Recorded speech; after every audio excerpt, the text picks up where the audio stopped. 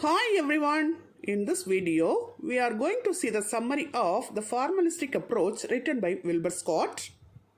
The formalistic approach is otherwise known as formalistic criticism, textual criticism, aesthetic criticism, ontological criticism, and new criticism.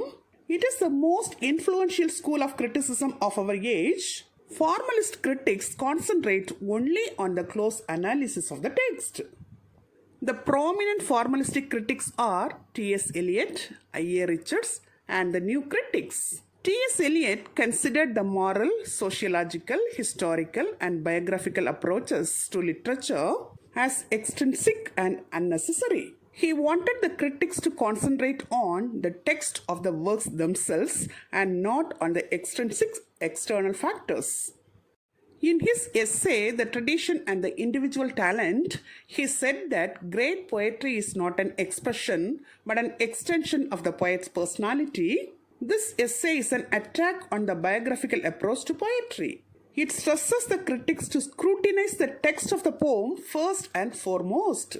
T.S. Eliot invited the closest possible examination of the text of the poems. According to him, the best poetry is impersonal. A great poet does not express his personality through his writings but rises above it. He opposed the biographical criticism. Formalist critics gave importance to the study of symbols, which T.S. Eliot borrowed from the French symbolists of the 19th century and the English metaphysicals of the 17th century. Next comes I.A. Richards. His important critical works are Principles of Literary Criticism, The Meaning of Meaning, The Science of Poetry, and Practical Criticism. His Principles of Literary Criticism is an analysis of poem-audience relationship. It gave an urge to the psychological approach to literature. The Meaning of Meaning was written by I.A. Richards in collaboration with Ogden. In this work, he discusses the kinds of meaning that occur in the response to verbal stimuli. This book paved the way for the semantic analysis of poetry. His Science of Poetry argues that poetry has come to be devalued in our age because of the pseudo-statements that poets often make. His Practical Criticism contains readers' misinterpretations of 13 poems. In this work, I.A. Richards classifies the different reasons that lead to the misunderstanding of poems. He examined the hurdles that obstruct one's understanding of poetry. According to him, the hurdles are our preoccupation with extrinsic forces and failure to come to grip with the bare text of the poem. I.A. Richards emphasized the need for the semantic study of words, of signs in poems. Formalistic critics like Emerson and Blackmore practice semantic approach to literature. Then comes the new critics. They are a group of 20th century critics. They have certain common beliefs, attitudes, and practices. They are concerned with the matters of form like meter, image, diction, etc., and the matters of content like tone, theme, etc. According to new critics, these elements work not separately but together. Robert Ben Warren says that the effectiveness of poetry depends not on any one element but on their interrelationships. According to him, a good critic should concentrate not on just one element but on the interrelationships of all elements. But many new critics concentrate exclusively on single aspects. For example, Brooks' paradox, Ransom's texture, Tate's tension, and Emerson's ambiguity. The new critics recommend holistic approach to literature. Brooks and Warren's Understanding Poetry is a collection of explications of poems along formalistic lines. Then comes a group of critics called Chicago critics. They deviated from the formalist in certain aspects. They concern for various literary genres. They stress the need to study the genre to which the writer voluntarily subjects himself. The Chicago critics do not reject the social, moral, and historical aspects of a literary work outright. They first analyze a piece of literature on generic grounds. Then, if necessary, they discuss the extrinsic influences such as social, psychological, and moral forces acting on the writer. They give due weightage to both internal and external aspects.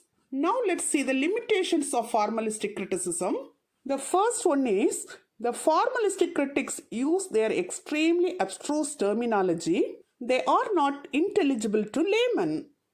Their obscure jargon can be understood only by the chosen few, that is, the initiated members of the school. The uninitiated are liable to commit errors without proper equipment and training.